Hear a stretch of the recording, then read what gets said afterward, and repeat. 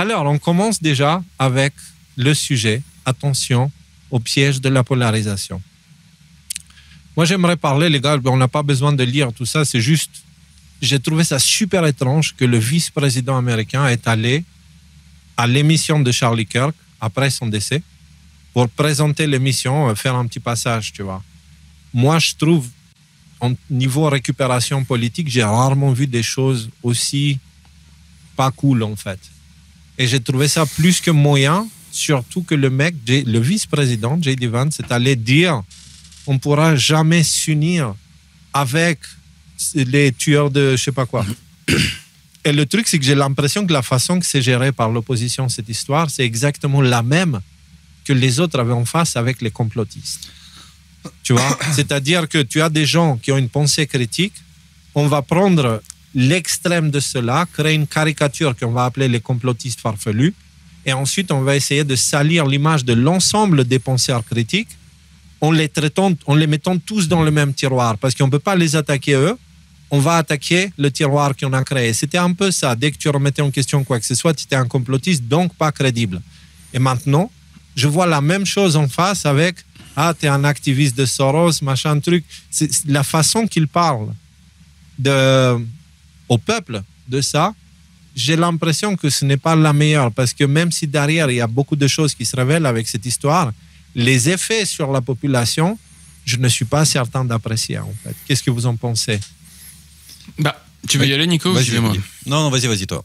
Mais j'ai une vision un peu différente de la tienne sur ce point-là.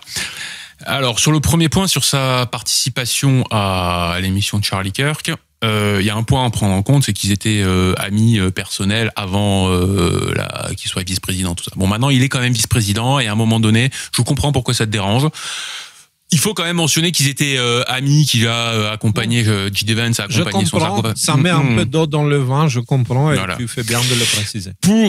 Pour l'autre aspect, comment dire, on en avait déjà parlé il y a longtemps, en fait.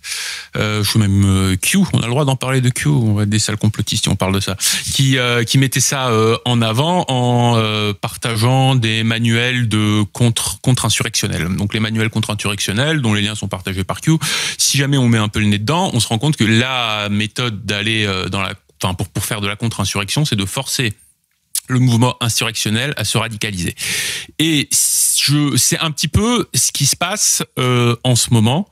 C'est-à-dire que on a les gens qui sont de gauche, ils aiment la politique de gauche, ils soutiennent les valeurs de gauche, en tout cas telles qu'elles sont présentées pour se faire vendre. Et à un moment donné, là, il y a beaucoup de gens qui se sont désolidarisés de cette frange d'extrême gauche en disant, écoutez, moi je suis pour qu'on partage l'argent, je suis pour une politique socialiste et tout ça, et on peut entendre ça. Par contre, je suis pas pour que quand un type se fait assassiner alors que son seul tort c'était de s'exprimer, que on fasse la fête et tout ça. Et donc en fait, il y a une espèce de mouvement qui force les gens à gauche en ce moment à effectivement choisir un camp, c'est-à-dire est-ce que on reste du côté des gens qui font la fête sur le cadavre encore tiède de Charlie Kirk? Est-ce qu'on prend la chute finale, tu vois, ou est-ce que on essaie de ou est-ce qu'à un moment donné on sort? Et il y a beaucoup de gens, et même des figures assez proéminentes à gauche, qui ont dit non mais attendez, moi Charlie Kirk, j'étais pas d'accord avec ce qu'il disait, mais là aller faire la fête et aller se réjouir publiquement sur Twitter de sa mort, là c'est donc j'avais d'ailleurs partagé et traduit la vidéo du mec qui était en train d'échanger avec Charlie Kirk au moment de son tir, que lui-même il était genre les gars, qu'est-ce qu'on fait là, tu vois, et il a rappelé il est père, je suis père, il a 2 enfants, j'ai 2 enfants, ses enfants verront plus son père, juste pour ses idées. Il dit là je remarque ce que tu dis, je vois ce que tu dis, c'est-à-dire en gros c'est que la façon que c'est géré, j'ai pas envie de croire que en fait ils ont fait ça pour cette opération psychologique, tu vois. J'ai envie de croire que ils sont pas fous au point de tuer quelqu'un pour leur plan, mais je pense que ils utilisent la mort de Charlie Kirk pour créer une sorte de faire un nettoyage au niveau des idéologies, pour dire faire la part des choses entre les radicaux et les gens plus maîtrisés en fait. C'est ça. Ouais. C'est ça. Mais parce que moi, je te parle parce qu'honnêtement, ce que je suis, tu sais, ça m'a Charlie Kirk est en train de prendre des allures de George Floyd, mais pour les autres en face. Tu vois ce que je veux dire? C'est-à-dire, je prends en compte aussi ce que les gens qui ne sont pas au courant de ce qui se passe pourraient comprendre de tout ça. Et je remarque que si on n'est pas trop dans les histoires qui se passent dans les coulisses, cette histoire-là pourrait radicaliser la droite aussi. Hein. Ben justement, on en parlait. On en parlait la semaine dernière. J'ai pas l'impression que ça la radicalise. Moi, peut-être que j'ai raté des trucs, mais j'ai surtout l'impression qu'en ce moment, on essaie de balancer de l'huile sur le feu, surtout au niveau des médias, des grands médias de gauche, en essayant de balancer des mensonges. Il y a comment il s'appelle là. Il y a un grand présentateur là qui s'est fait virer parce qu'il avait dit ouais, en fait, l'assassin c'était un type qui était du côté de MAGA, quoi, Jimmy Kimmel, ça. Ouais. Et donc, mais du côté de la droite, j'ai pas vu d'appel à aller cramer des trucs, à aller brûler des trucs. Je les ai vus se rassembler, je les ai vus se faire des câlins, je les ai vus faire des prières. Et chaque fois qu'il y a une prière qui est mise en place et que cette frange de plus en plus mince de la gauche radicale et du coup de plus en plus radicale dit non, on veut pas ça, ils se comportent comme des hystériques pour lutter contre ça, en fait, ils s'exposent et ils contribuent à se radicaliser encore plus et à perdre de plus en plus de gens qui les soutiennent et tout ça. Donc en termes, si on voit ça de manière un peu froide en termes de stratégie, moi j'ai l'impression que c'est ça la direction que ça prend. J'ai pas vu des gens de droite se radicaliser, en tout cas publiquement. Je sais pas si j'ai vu des mauvais cas des deux côtés, mais heureusement la majorité semble réagir correctement. La majorité des deux côtés. Oui, Nico. Justement, dans les règles de gouvernance, globalement, Trump il était confronté à un problème de taille, c'est-à-dire que il fallait qu'il donne absolument un sens de justice dans le pays. Après un événement traumatique comme ça, c'est très compliqué de faire quelque chose qui est suffisamment à la hauteur. Et satisfaire forcément le désir de vengeance qu'il peut y avoir chez les MAGA. J'ai vu des messages comme je me croyais être une meilleure personne, mais maintenant, ces gens-là, je peux plus les supporter, les gens d'extrême gauche, etc. Ouais. Et donc, voilà. Et donc, en marginalisant à travers les discours le mouvement de gauche, alors effectivement, la première opinion qu'on peut dire, il alimente, il met de l'huile sur le feu. Je suis d'accord avec toi et ce qu'a dit Rudy. D'un autre côté, il le marginalise et après il prend une organisation comme Antifa et il la déclare terroriste. Je crois que ça y est, c'est passé, etc. Ouais, c'est-à-dire que on va en parler là, on va en parler de ça. Voilà. Et je pense qu'on peut. Je ne vais pas utiliser le mot objectivement, mais on peut dire que Antifa effectivement est une organisation internationale qui est une organisation militante, violente. Ouais, ça personne ne pourra dire, ne peut dire le contraire. Et de cette manière-là, en la proclamant officiellement terroriste, certaines personnes qui étaient peut-être modérées encore chez les Antifa, ou relativement modérées, qui n'étaient pas encore complètement absorbées par l'idéologie d'Antifa, peuvent s'en extraire. Les éléments qui pourront rester...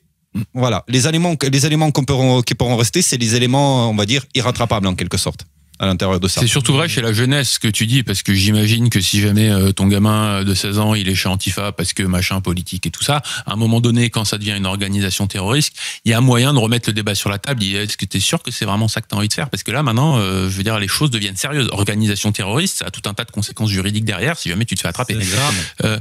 Juste un truc, les gars, là vous avez peut-être vu, j'étais en train de tapoter des trucs sur mon ordinateur, j'essaie de chercher quelques drops qui pourraient ajouter de l'eau, enfin du compréhension quoi, de la compréhension à ce qui se passe. J'essaie de les trouver, donc voilà, c'est pas que je suis en train de poster des trucs sur Twitter, voilà, donc mais j'écoute. Ouais, ok. On t'attend. Non, c'est bon, allez-y, on continue parce que je suis pas du tout sûr de les trouver. Bon, c'est pas grave. Ok, d'ailleurs. Non, mais Rudy, c'est pas important. On ne doit pas toujours appuyer nos propos avec. Si tu te rappelles de quelque chose, tu peux en parler. Tu sais, on a fait nos preuves sur les histoires de Q. Jusqu'à là, donc, il y avait un drop qui disait que il y aurait 3 ou 4% de la population qui serait à jamais irrécupérable en fait. Et c'est peut-être ça qu'on est en train de voir, c'est-à-dire que la frange de gauche qui va se réduire jusqu'à ces 3-4% irrécupérables, peut-être qu'on s'approche de ce moment-là. Donc en gros, c'est ça mais ce que c'est en train de te dire aussi, c'est que le reste, 50% va devenir 96%, tu vois, il faut garder ça en tête aussi. Hein. Oui et non, parce que c'est-à-dire que c'est pas parce que d'un coup d'un seul tu te désolidarises d'un mouvement qui devient de plus en plus radical que d'un coup d'un seul t'adores Trump, t'adores Elon Musk. Je comprends Rudy, mais dans les tiroirs psychologiques, c'est pas comme ça que ça fonctionne. Regarde quelqu'un qui juste mettait en question, par exemple, l'efficacité des vaccins parce qu'il s'est fait vacciner 2 fois, il a eu quand même le Covid 2 fois, juste à se poser des questions, peu importe s'il est de gauche ou pas. Il finissait par être traité de complotiste et mis dans le camp de l'extrême droite. Donc, si tu veux, ils nous ont formés pour qu'on réfléchisse avec des tiroirs. Et moi, encore une fois, je ne te parle pas de ce que Rudy pense. Je te parle du conscient collectif, du subconscient collectif. Et dans le conscient collectif et subconscient collectif, tu vois ce que je veux dire? Ces choses-là, elles fonctionnent avec des mécanismes un peu plus... Ouais, mais après, ces mécanismes sont surtout poussés par par une presse mainstream qui perd de plus en plus de crédit et qui est écoutée par de moins en moins parce que eux restent du côté des radicaux parce qu'ils n'ont pas forcément le choix de ce côté-là. Donc ouais, mais j'entends ce que tu dis et c'est intéressant que cette discussion qu'on est en train d'avoir. Et donc, si je peux rajouter une chose, c'est surtout les conséquences internationales. Comme je dis, Antifa est une dénomination internationale. Ça existe en France, ça existe en Allemagne, ça existe en Angleterre, ça existe aux États-Unis. Si les États-Unis demain déclarent cette organisation comme terroriste, quelle implication, et ça je vous laisse libre dans vos compréhensions de ça peut avoir sur les pays qui officiellement hébergent des organisations terroristes comme Antifa. À un moment donné, il peut y avoir des sanctions assez radicales qui sont imposées par les États-Unis sur ces pays-là, sanctions économiques. Ça, c'est vrai que c'est quelque chose qui peut arriver, quoi. Après, il faut aussi mettre en parallèle un autre événement qui est passé il y a très peu de temps, c'est tout ce qui a été dit sur George Soros, parce que Antifa, George Soros. Attends, on va parler de tout ça juste après parce que j'ai tous les éléments. Mais si on parle d'Antifa, j'aimerais juste emmener une petite anecdote. Je connais quelqu'un, j'étais très proche avec quelqu'un qui était le directeur d'une institution, une sorte d'association, quelque part en Suisse, je ne veux pas dire où pour ne pas lui créer des problèmes. Et en fait, cette association était bourrée d'Antifa. Et c'était une association qui était financée par l'État. Et ces gens-là, c'était les gens, je suis contre la société, etc., etc. Et c'était aussi des Antifa. Et c'était des jeunes, je ne vais pas dire que c'était des activistes ou des gens embauchés par Soros lui-même ou... des gens embauchés par Soros lui-même, tu vois, je pense pas, c'était juste des jeunes un peu perdus qui pensaient combattre le système tout en étant financés par le système, tu vois, parce qu'ils avaient fait une association qui recevait de l'argent et eux, en fait, en gros, ils faisaient ce qu'ils aimaient et ils recevaient de l'argent, tu vois. Et j'ai mon ami qui était directeur là-dedans, qui me dit Antifa et tout, et moi déjà, je les avais pas dans mon cœur. Et du coup, il me dit, Léo, si toi tu viens avec tes idées complotistes et tout là-dedans, ils vont t'exploser. Je dis, mais non, tu sais, vous savez, moi, comment je peux être des fois ignorer ces choses-là. Il dit, non, Léo, c'est pas une blague.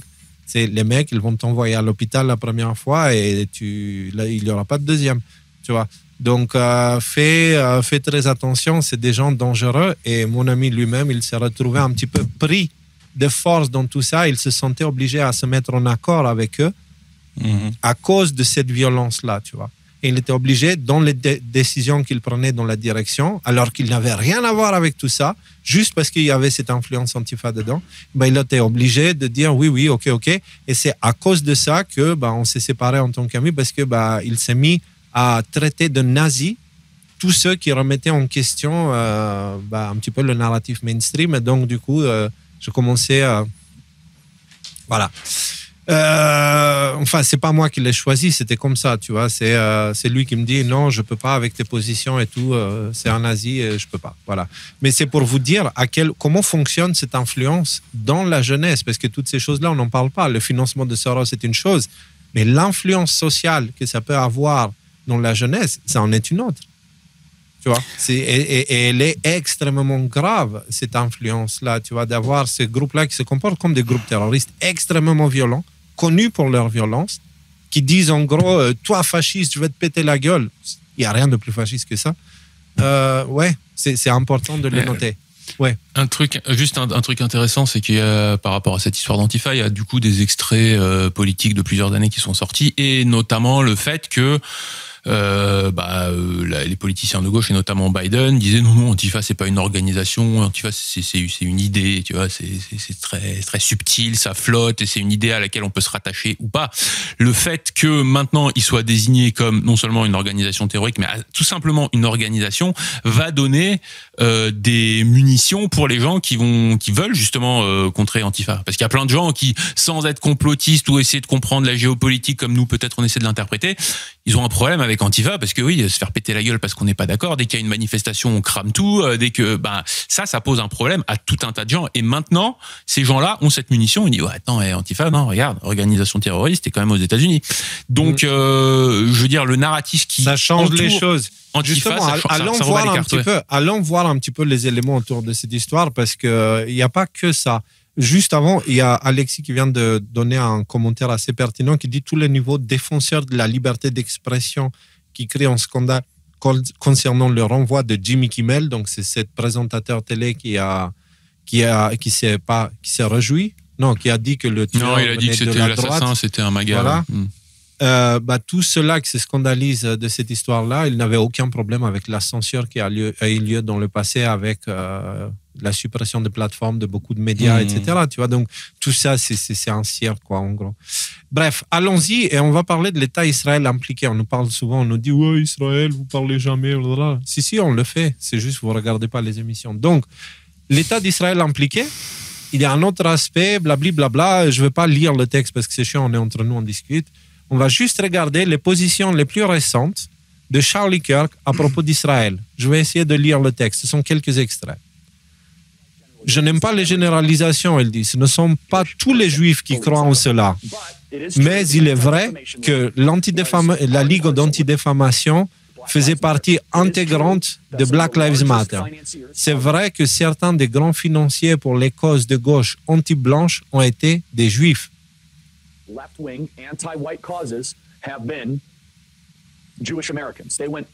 Ils se sont totalement investis dans le wokisme.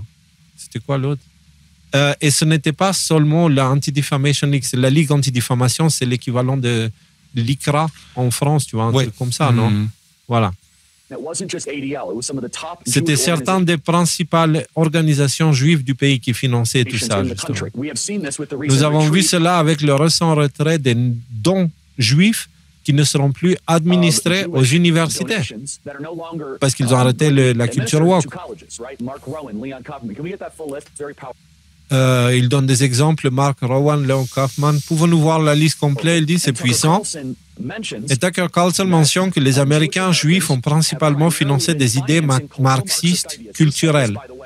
Nous avons dit cela la semaine dernière et les gens, qu'est-ce qu'il a dit? Nous ont attaqués. Nous ont attaqués et à partir de là, ils ont commencé à couper les dents, etc. Là, on est comme deux mois avant son assassinat, par là.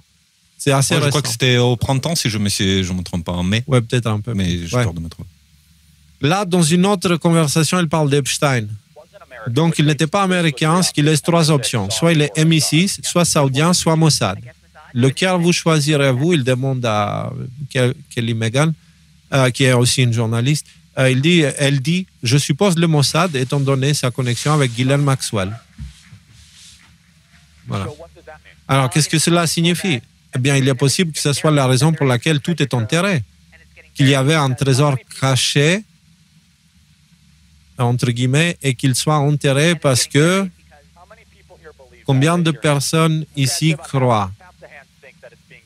La moitié des gens ici croient que c'est Israël qui est derrière tout ça et c'est pour ça que cette affaire est étouffée, quoi, en gros. Certains dans le camp pro-Israël sont tellement prompts à vous traiter d'antisémites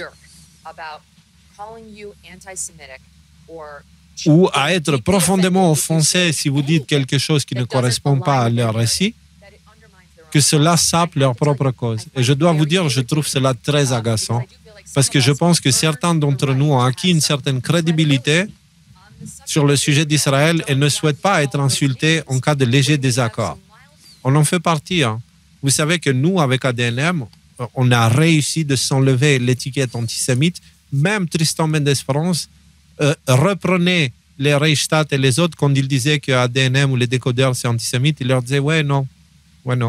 Donc les gars, C'est fou, hein. On a réussi un truc de ouf. J'y croyais pas, mais on a réussi. Et pourtant, ces 9 derniers mois, Israël était au bord d'un effondrement. Ce n'est pas une exagération. Ce n'est pas une exagération. Il y avait des centaines de milliers d'Israéliens qui descendaient dans les rues. Ça, c'était avant le 7 octobre. Parce que Netanyahou redéfinissait la constitution israélienne. Je n'exagère pas. Il a dit que le pouvoir judiciaire avait trop de pouvoir. Il y avait des manifestations prévues cette semaine contre Netanyahou, où ils anticipaient des dizaines de milliers de personnes dans les rues. Tout a été annulé. Netanyahou a maintenant un gouvernement d'urgence et un mandat pour tout diriger, après le 7 octobre. Je ne suis pas prêt à affirmer que Netanyahou, les services de renseignement étaient au courant. Mais je pense que certaines questions doivent être posées. Y a-t-il un ordre de ne pas intervenir? Et le 7 octobre, c'est clair que... Enfin bref, vous l'aurez compris, il a commencé à y aller comme un porc sur Israël. Et on a un post de Mike Flynn, je vais vous le lire parce que vraiment, c'est Mike Flynn qui demande, le général Mike Flynn, qui demande ce calendrier et ces déclarations doivent faire partie de toute enquête sérieuse dans l'assassinat de Charlie Kirk. Et donc, il repartage ici un post de Jason Hinkey qui est là et qu'on va pouvoir lire ensemble. Tous les liens israéliens avec l'assassinat de Charlie Kirk jusqu'à présent. Charlie Kirk a été préparé par Israël dès l'adolescence. Il était le principal loyaliste non-juif d'Israël. Lui-même se proclamait sioniste. Il a commencé à critiquer légèrement Israël. Il a dit qu'Epstein était du Mossad. Il a dit, 2 fois.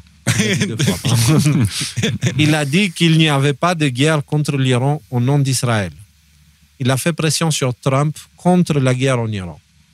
2 fois, apparemment. Trump lui a répondu par des aboiements à propos de l'Iran. Il a dit qu'Israël, Charlie Kirk a dit qu'Israël contrôlait totalement Trump. Il a qualifié Netanyahou de tyran. Il craignait qu'Israël ne tue Israël.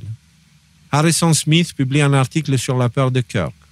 Netanyahou demande à Charlie de visiter Israël. Netanyahou offre aux médias de Charlie et au parti de Charlie, à l'institution de Charlie Kirk, un énorme financement. Charlie Kirk l'a refusé, l'offre de Netanyahou. Il a été dégoûté par Netanyahou. Il laisse des antisionistes prendre la parole lors de ces événements. Les médias sionistes commencent à l'attaquer. Les donateurs sionistes menacent de défrayer l'institution de Charlie Kirk. Les donateurs sionistes demandent à Kirk d'interdire Tucker Carlson. On n'est pas le recevoir. Ouais. Ah, c'est pas fini, il y a une suite. Les donateurs lui coupent les vivres et lancent des attaques. Donc, en gros, jusqu'à là, on a vu que Charlie Kirk a changé son point de vue et il a commencé à devenir ennemi et on lui coupe les dents, etc.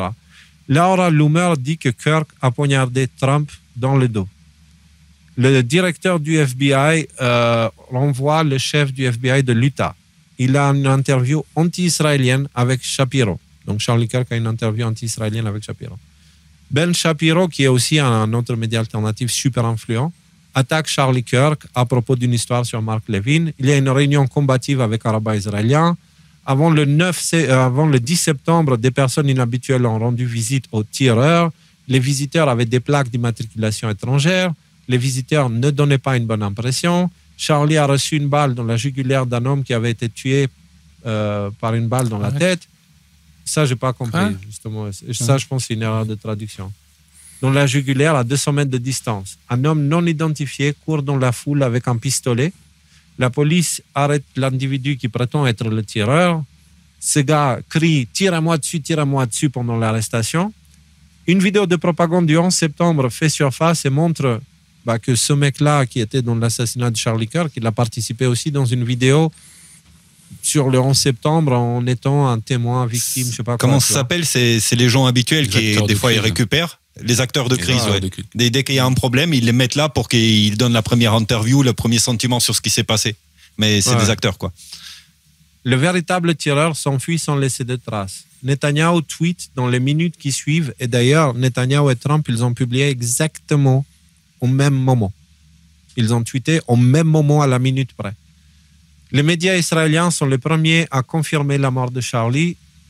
Un jet privé décolle à 12 minutes de distance. Le jet privé désactive la surveillance de la localisation. Le jet appartient à un donateur de Chubad Lubavitch. Netanyahu publie un message sur le voyage de Charlie Kirk. Le FBI affirme que des services de renseignement étrangers contribuent à l'enquête. Le FBI affirme avoir des photos du tireur. Le FBI affirme que le tireur portait un équipement tactique. Une arme assemblée a été trouvée dans une zone boisée. Il existe... Bref, vous l'aurez compris, en fait, tout ça pour dire que il est Charlie Kirk qu'on avait marre d'Israël qui s'est retrouvé face à ça et on finit avec des attaques, des menaces. Charlie Kirk, il disait aussi il pourrait être tué. Il avait fait un tweet récemment, tu vois, qu'il y a des gens qui sentent qu'il y a des gens qui pourraient le tuer. Voilà. Que s'il se détourne d'Israël, il y a des témoignages comme quoi s'il se détournait d'Israël, Israël peut-être viendrait le chercher, viendrait le tuer. Après la chose importante à souligner, c'est pourquoi, bon, vous me direz, il y a des influenceurs qui sont anti-Israël, par exemple anti-gouvernement d'Israël, etc. Ils sont ultra nombreux. Il y en a qui sont vraiment, vraiment très, très influents. Pourquoi s'en prendre à Charlie Kirk plutôt qu'à quelqu'un d'autre? Et ça, c'est au début de l'explication, justement, que ça a apparu. C'est parce que lui, de base, c'est quelqu'un qui formait les jeunes Américains chrétiens à être dans un soutien inconditionnel à Israël. Vous savez, il y a toute une branche de cela. Ça va être les futurs donateurs d'Israël, ça va être des futurs défendeurs de l'État d'Israël, envers et contre tout. Ça va être des gens qui vont promouvoir à nouveau, à leur tour, auprès de la communauté chrétienne américaine, le point de vue d'Israël. Promouvoir le sionisme politique au sein d'une civilisation chrétienne, en fait, en gros, c'est ça. C'est ça. Et c'est sur ces points-là, et surtout qu'il a travaillé Charlie Kirk sur les esprits des jeunes et qu'il interagissait surtout avec les étudiants. Donc, c'est tous ceux qui vont venir qui vont être actifs à l'avenir. C'est ceux qui ont tous ces jeunes étudiants sortant des universités, qui ont un potentiel, qui vont avoir un bon travail, qui vont avoir des gros postes. Imaginez le coût en termes de résonance internationale que ça peut porter à un petit État comme Israël qui a besoin de ces soutiens inconditionnels, entouré par beaucoup de pays arabes où les populations lui sont hostiles. C'est vital pour Israël. Donc, tout ceci peut corroborer la thèse selon laquelle Israël serait impliqué dans l'assassinat de Charlie Kirk. En tout cas, on peut comprendre qu'ils avaient un mobile. Moi, ce que je retiens de cette longue énumération, c'est surtout la partie sur la fin, et c'est ce que j'ai vu, cette semaine passée. Il y a énormément de choses qui sont très très louches dans cette histoire, sur le tueur, sur le timing de la mise à mort. En gros, le coup de feu est tiré. 3 secondes après, on voit une vidéo d'un bonhomme qui est en train de s'échapper sur le toit. Et on te dit que pendant ces 3 secondes, entre le moment où il était assis et le moment où il s'échappe sur le toit, il a pris son arme, il a démonté son arme, il a tout rangé dans un sac à dos. Et ça, effectivement, vraisemblablement, des gens qui sont très très versés dans les armes à feu te disent que ça ne tient pas du tout la route. Donc à partir de ce moment-là, il y a un truc qui pue. Je ne sais pas quoi encore, mais il y a quelque chose qui est pas clair. Et justement, moi j'avais dit que Charlie Kirk n'a pas dit son dernier mot. Je pense que son dernier mot est en train de se manifester maintenant. Tu vois, avec cette histoire d'Antifa, organisation terroriste, justement, on va en parler. Mais pour moi, il y a aussi un autre aspect. Il faut rappeler que si maintenant tu tapes,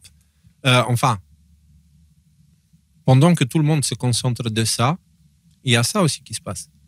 Israël est en train d'aller raser Gaza, en fait. Tu vois. Ça aurait été vraiment embêtant pour eux d'avoir un Charlie Kirk dans les pattes à ce moment-là, ouais. Je me posais la question, qu'est-ce que j'ai oublié? Je savais que j'ai oublié quelque chose, en fait. Voilà. Thierry, je vais te forwarder une vidéo, si tu peux la passer, s'il te plaît. Dis-moi si c'est possible. Parce qu'il y a cette histoire-là de qu'est-ce qu'Israël fout à Gaza, tu vois. Et Trump avait dit que lui, il voudrait aller à Gaza pour changer, améliorer, blablabla, tu vois. Et apparemment, il se trouve que Trump, il est parfaitement au courant de ce qui se passe à Gaza et il tire les ficelles sur cette histoire. Et regardons ce qu'il a à dire à un businessman israélien. C'est important, hein. Thierry, si tu peux passer la vidéo. À moins que je demande trop tôt. Ah oui, voilà. Il dit attends. Donc, en gros, c'est la vidéo d'un Israélien.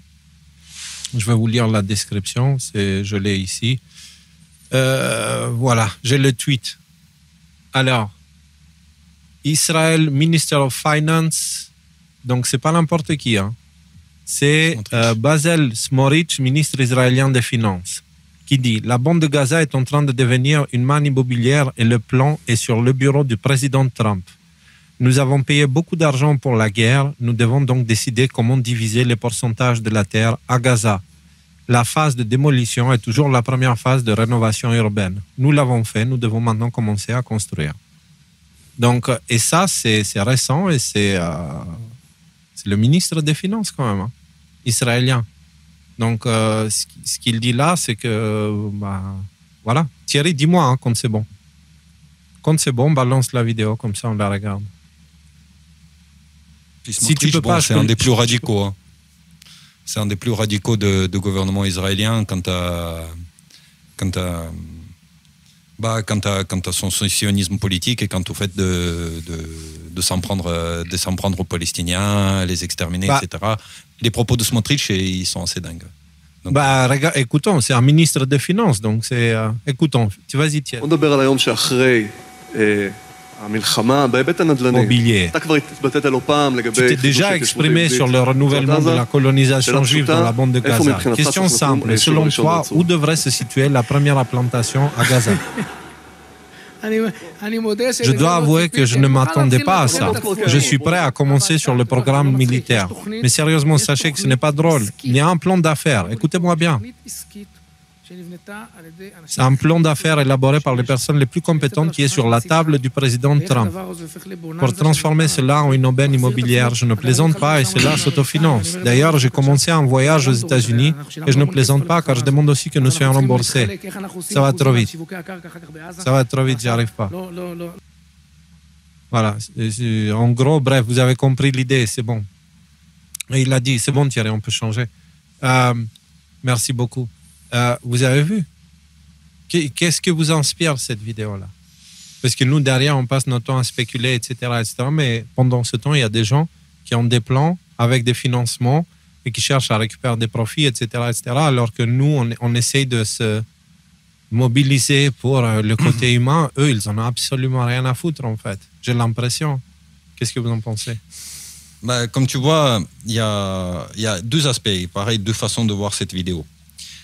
Premier aspect, les donateurs juifs américains et juifs américains sionistes, ils ont une énorme influence sur la politique américaine, donc on est l'AIPAC et compagnie.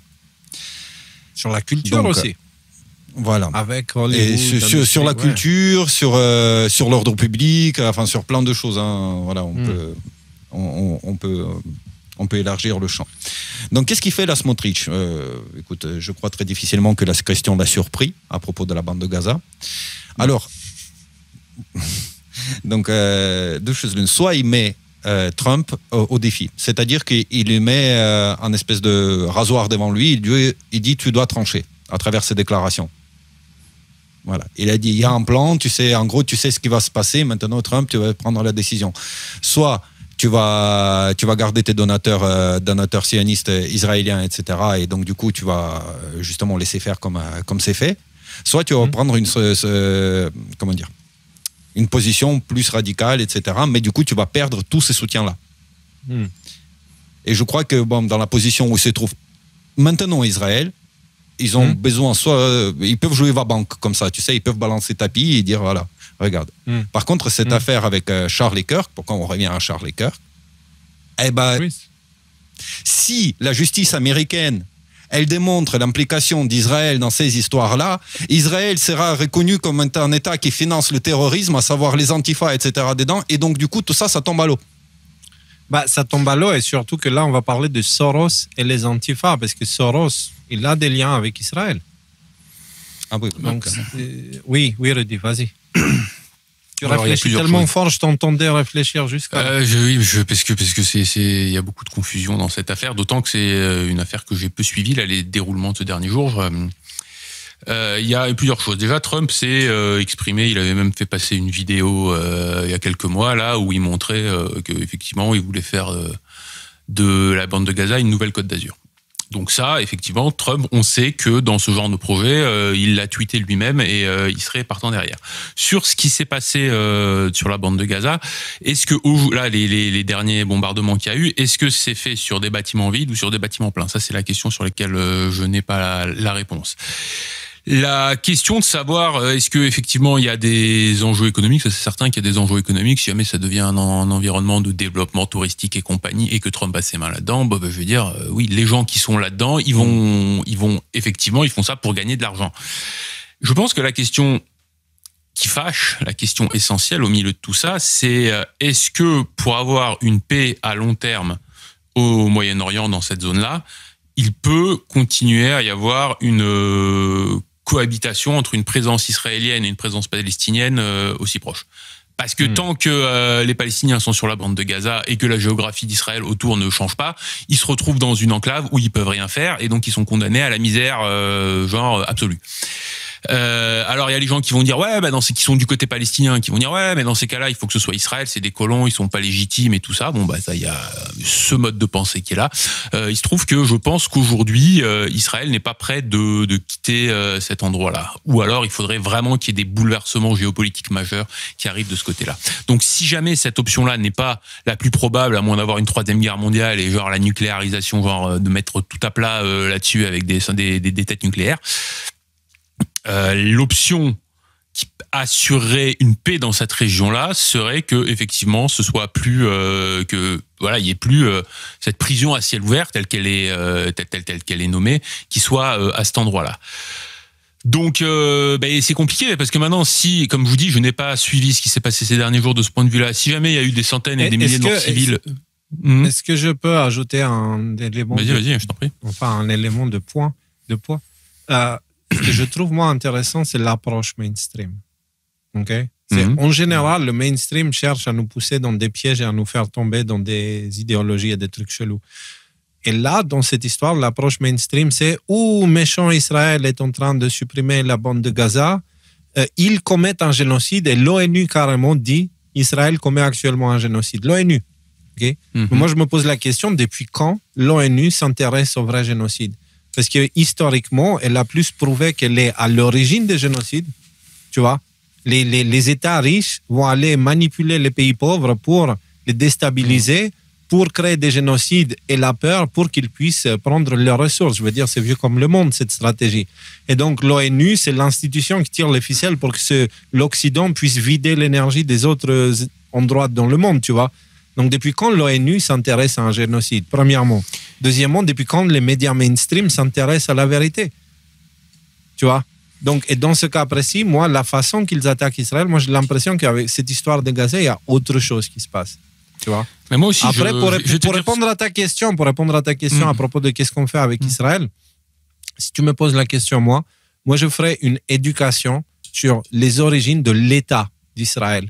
Et les gens verront que ça n'a rien à voir avec le judaïsme, que c'est une question prussienne, que c'est une question d'une mentalité extrêmement militaro-violento, pseudo-spirituello, enfin bref, que l'origine d'Israël n'est pas celle qu'on pense. Ça n'a jamais été créé pour protéger le peuple juif. Au contraire, ça a été créé pour utiliser la population juive comme agneau sacrificiel pour l'envoyer dans un endroit et le maintenir déstabilisé.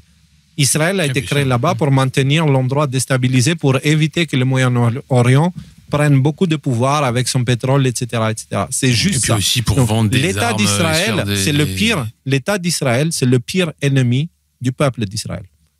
Voilà, c'est ce que je veux dire. L'État d'Israël actuel, écoute, ça, je comprends d'où vient ta pensée. Maintenant, par rapport à ce que tu dis, la question que tu soulèves, qui est une question essentielle, à savoir qu'une des boussoles qu'on peut avoir, c'est de se dire, ok, qu'est-ce qu'ils disent les médias mainstream? Ok, c'est certainement de l'autre côté que ça se passe. Et il se trouve que sur la question d'Israël, oui, ça peut être preuve de manipulation, faut être vigilant et tout ça. Mais sur la question d'Israël, pendant très longtemps, on pouvait pas du tout critiquer Israël, à moins d'être pointé du doigt comme un sale antisémite. Ok. Demande à Dieudo et à Alain Soral. Bien sûr, oui, mais ça c'est et pas que, même Olivier Besancenot, il avait dit un truc, on l'a traité d'antisémite, il est venu pleurer à la télé.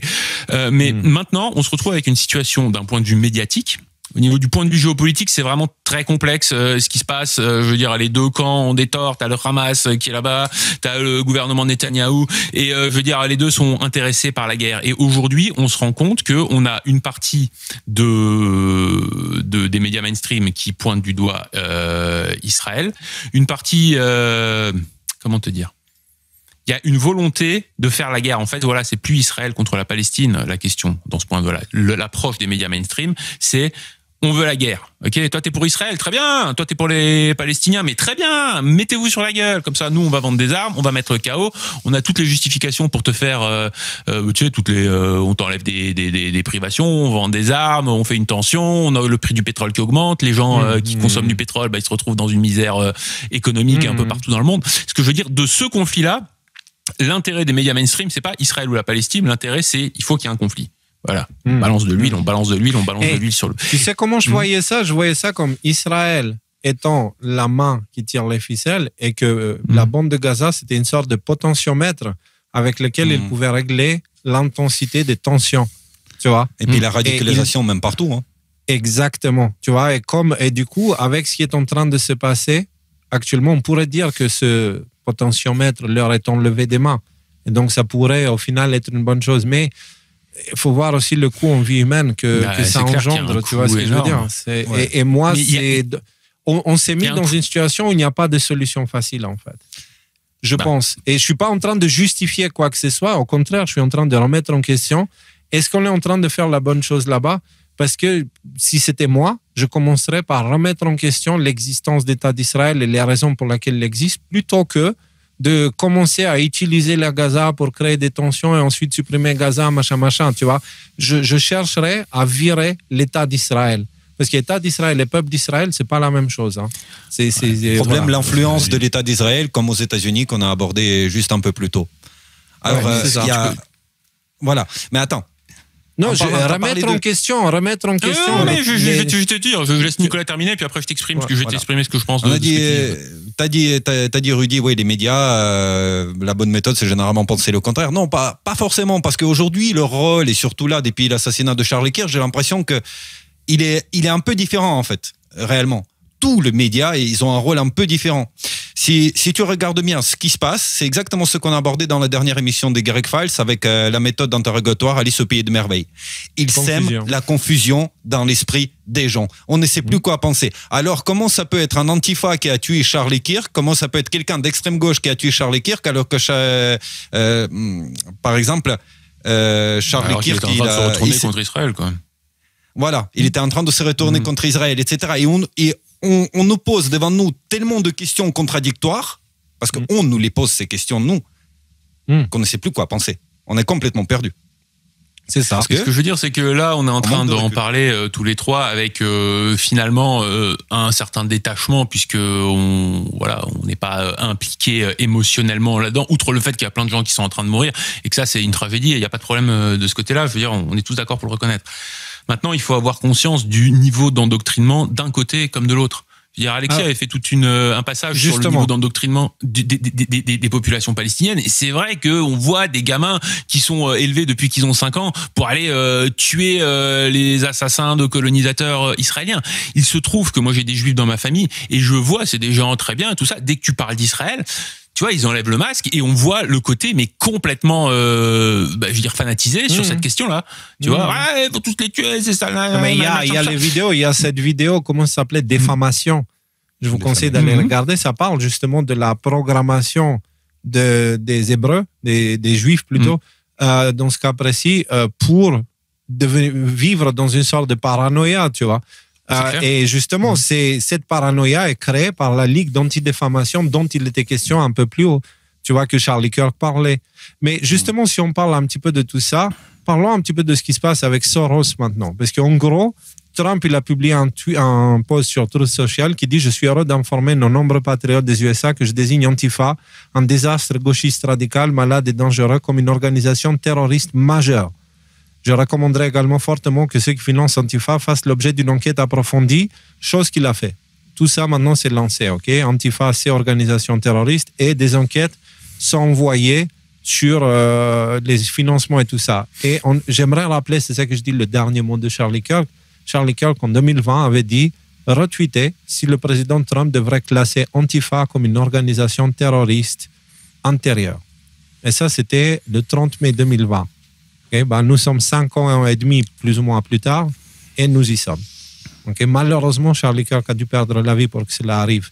Mais on a le général Flynn qui vient amener des éléments supplémentaires parce que le général Flynn joue un rôle super important dans cette guerre de l'information, tu vois. Et il nous dit, George Soros finance des opérations terroristes mondiales. Depuis 2016, l'Open Society Foundation de George Soros, désormais dirigé par son fils Alexander, a versé plus de 80 millions de dollars à des groupes liés au terrorisme ou la violence extrémiste. La preuve est flagrante. Open Society a envoyé des millions de dollars à des organisations basées aux États-Unis qui se livrent à des actions directes que le FBI définit comme du terrorisme intérieur. Le terme de Charlie Kirk. Ces groupes comprennent le Center for Third World Organizing et son partenaire militant Raucous Society, qui a formé des militants à la destruction de biens et du sabotage pendant les émeutes de 2020, etc., etc. Bon, dans le même temps, Open Society a octroyé 18 millions de dollars au mouvement for Black Lives Matter, un groupe qui a coécrit un guide radical glorifiant le massacre du 7 octobre perpétré par le Hamas et expliquant aux militants comment utiliser des fausses cartes d'identité, des blocus et des perturbations économiques. Le général Flynn continue avec un autre post qui est, bon, on ne va pas tout lire, hein, mais vous avez compris l'idée. Tu vois, George Soros finance le terrorisme intérieur. Mais avant de passer à la suite, les gars, j'aimerais faire ce petit rappel historique. Il est où? Attends. Oui, c'est sur le sujet? Ah oui, non, oui, c'est sur le sujet. C'est sur le sujet. Donc, inutile de spéculer, blablabla, on est sous une opération massive psychologique, tu vois, avec Alice au Pays des Merveilles, ce que tu disais tout à l'heure, ce que vous disiez tout à l'heure. Et là, on a besoin de jeter un coup d'œil à l'histoire. Parce que regardez un petit peu. Pourquoi je vous parle que je ne suis pas très à l'aise avec la situation, tu vois? Vous allez comprendre. Antifa, nous dit Jack Posobiec, Antifa aime à prétendre qu'il s'agit d'une résistance populaire. La vérité, elle est née dans la mosque bolchevique. Dans les années 1930, l'Union soviétique a utilisé l'antifascisme comme cheval de Troie pour répandre le communisme en Europe. En Allemagne, le Comintern de Staline a financé le Parti communiste pour lancer l'Antifascische Action en 1932. Il ne s'agissait pas d'un mouvement local, mais d'un projet de Moscou visant à déstabiliser la République de Weimar et à la remplacer par un satellite soviétique. Le même scénario s'est déroulé en Espagne. Pendant la guerre civile espagnole, les soviétiques ont envoyé des armes, de l'or et une police secrète. Sous la bannière de l'antifascisme, ils dirigeaient des milices, éliminaient les rivaux et poussaient leur révolution. La formule n'a jamais changé. Coller l'étiquette fasciste sur vos ennemis, justifier la violence et dissimuler votre propre programme totalitaire derrière une rhétorique morale. Avance rapide jusqu'aujourd'hui, l'Antifa américaine suit exactement le même scénario. Il ne s'agit pas de liberté, il s'agit de pouvoir. Cela a toujours été le cas. Et moi, ce qui a attiré mon attention, c'est que les antifascistes sont entrés en Allemagne vers 1930, etc., etc., et ils ont été à l'origine du nazisme. D'accord? Le nazisme, ça s'est créé comme une sorte d'eau. C'est ça. C'était en réaction à eux, oui. Donc, ça veut dire que les antifas, c'est la graine du nazisme. D'accord? Mais ça veut dire quoi? C'est dans l'état actuel des choses, le monde est en train de se polariser et le camp manipulé par ceux qui tirent les ficelles d'Antifa, tu vois, il est en train de pousser les gens à devenir des nazis. Et quand vous réfléchissez, on est en train d'aller vers le nationalisme, on est en train d'aller vers une justice un petit peu plus sévère, plus fermée, tribunaux militaires, etc., etc., tu vois, corruption politique, toutes les choses qu'on avait vécues à l'époque. Et j'ai l'impression qu'on est en train de vivre exactement la même chose et je vois de moins en moins en quoi ces différences qu'on vit là. Tu vois, j'ai pas l'impression que la présence de Trump ou des patriotes ou toutes ces choses-là, si j'enlève, tu sais, Q et le plan de mon prisme d'analyse, je vois une répétition de l'histoire qui se fait dans un temps beaucoup plus accéléré. Identique. Oui. Et comme je disais déjà depuis 2020, je disais faites attention parce que le camp des nazis, ce n'est pas les anticomplotistes, etc., etc. Non, non. Ceux-là sont ceux qui vont créer les nazis par réaction. Tu vois, donc je disais faites très attention parce que nous, à la fin, on aura la colère de notre côté et aussi ils vont nous donner une sorte de légitimité pour qu'on puisse passer à l'acte et devenir en vrai la véritable cible, c'est nous. C'est nous, en fait. C'est nous, les gens avec un esprit critique, en fait. C'est de nous radicaliser, nous. Et ils utilisent les gens les plus dociles face au système pour le faire, en fait. Mais ce que je veux dire, c'est qu'il y a plusieurs camps dans cette histoire, en fait. Et notamment dans cette histoire d'Israël, on a le camp Palestine, on a le camp Israël, avec des gens qui sont fanatisés des deux côtés, avec des gens qui ont des soutiens indéfectibles des deux côtés, pour des raisons personnelles, familiales, messianiques aussi. Il faut pas les oublier, celles-là, c'est des raisons qui sont très importantes. Avec, notamment du côté d'Israël, mais aussi du côté des Palestiniens, avec, je veux dire, le Hamas, qui sont financés quand même par des milliers des forces iraniennes, et aussi du côté israélien, bon, je veux dire, attendez, vous m'entendez encore? Ouais, des puissances d'argent qui sont monumentales. Et ouais, effectivement, moi, ce qui me vient au milieu de toute cette histoire, c'est ce que tu disais toi, Nico, au dernier live, c'est-à-dire tu parlais de la gouvernance par le chaos. Et maintenant, mettons-nous 2 minutes dans les pompes d'un Donald Trump. Admettons que ce soit le type qui essaie de dénouer ça et d'apporter une paix prospère, comme, je veux dire, il y a des gens dans notre camp, même si j'aime de moins en moins cette expression-là, qui le pensent. Je veux dire, faut bien se rendre compte du panier de crabes que c'est cette situation. Q disait il faut garder Israël pour la fin pour une raison qui n'est pas mentionnée une seule fois. Peut-être que c'est ça la raison. C'est-à-dire que c'est un bordel sans nom. Il n'y a pas de réponse. Il faut être une espèce de, faut une finesse, une maestria et avoir un plan d'échec à 15 coups d'avance. Parce que moi, là, si c'était moi qui devais dénouer cette situation-là, j'en sais foutrement incapable. Il y a que des mauvais coups à jouer. Il y a que des mauvais coups à jouer dans cette histoire-là. Ouais, donc, exactement. Moi, au niveau de cette histoire, je pense que le piège, je le vois d'une manière très claire. C'est, comme tu le dis très bien, Léo, je pense que ça fait longtemps qu'on est tous les trois d'accord sur cette ligne-là. C'est-à-dire que choisir un camp dans cette histoire-là, c'est aller à l'abattoir. Que ce soit un camp ou dans l'autre. Il n'y a pas un camp des gentils et un camp des méchants. Et une fois que ce camp-là, et c'est pour ça que je suis pas forcément toujours à l'aise pour m'exprimer là-dessus, c'est-à-dire une fois que ça a été dit, moi, je préfère faire 3 pas en arrière et me dire, écoute, on va voir comment ça va se passer parce que j'ai aucune idée de qu'est-ce que c'est la bonne marche à suivre pour aller là-bas. Et les gens qui crient, ouais, Israël, il faut détruire tous ces Arabes et tout ça. Je vais dire, non, vous allez dans le mur au même titre que les autres qui disent, ouais, il faut aller détruire les sionistes, il faut détruire l'État d'Israël. Ça nous amène à une 3e guerre mondiale, mais sûr, 100%. Donc, là-dessus, je n'ai aucun problème à reconnaître que je sais pas. C'est une très bonne façon de peut-être de clore le sujet. J'ai juste 2 messages à ajouter, mais les gars, on doit avancer là. Parce que sinon, le sujet le plus important... moi, j'aimerais finir sur 2 messages et après, vous me dites si vous êtes avec ou pas, ok? J'ai d'abord un message à ceux qui se réjouissent de la mort de Charlie Kirk. Si vous vous réjouissez de la mort d'un être humain, c'est que vous êtes victime d'une opération psychologique à l'échelle globale qui vise à nous séparer et nous faire croire que l'ennemi, c'est notre prochain. Attention, car vous êtes en danger. Pour le moment, vous avez été poussé à penser que se réjouir de la mort de quelqu'un est un comportement acceptable, alors qu'il s'agit de l'apologie de la haine. Et ça pourrait se tourner contre vous. Pour le moment, vous avez le soutien politico-médiatico-judiciaire qui sont là pour vous pousser à vous exprimer de la sorte sans conséquence. Cela dit, la situation risque de changer bientôt et vous allez certainement perdre ce soutien. Cela vous rendra vulnérable à la colère que vous aurez provoquée avec vos positions radicales qui ne viennent même pas de vous. Le problème supplémentaire que vous avez, c'est qu'Internet a de la mémoire et vous ne pourrez probablement pas cacher ou supprimer vos publications si vous changez d'avis dans le futur. Attention à vous qui êtes tombés dans la radicalisation et que vous croyez que c'est normal de se réjouir de la mort de quelqu'un. C'est vous, l'agneau sacrificiel. Vous avez été poussé à être radicalisé comme ça pour être utilisé ensuite comme la boule anti-stress de toute la colère en face. Et pendant ce temps, ceux qui sont là tirent les ficelles.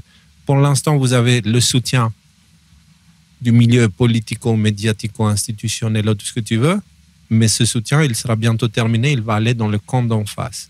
D'accord? Et à ce moment-là, vous serez abandonné complètement. Il n'y aura plus rien pour vous protéger face à la colère que vous aurez semée. Je dis ça, faites ce que vous voulez avec ça. Moi, personnellement, je suis contre toute forme de violence et j'aimerais qu'on puisse s'entendre et qu'on puisse discuter, parce que la violence est le langage des attardés mentaux. Oui.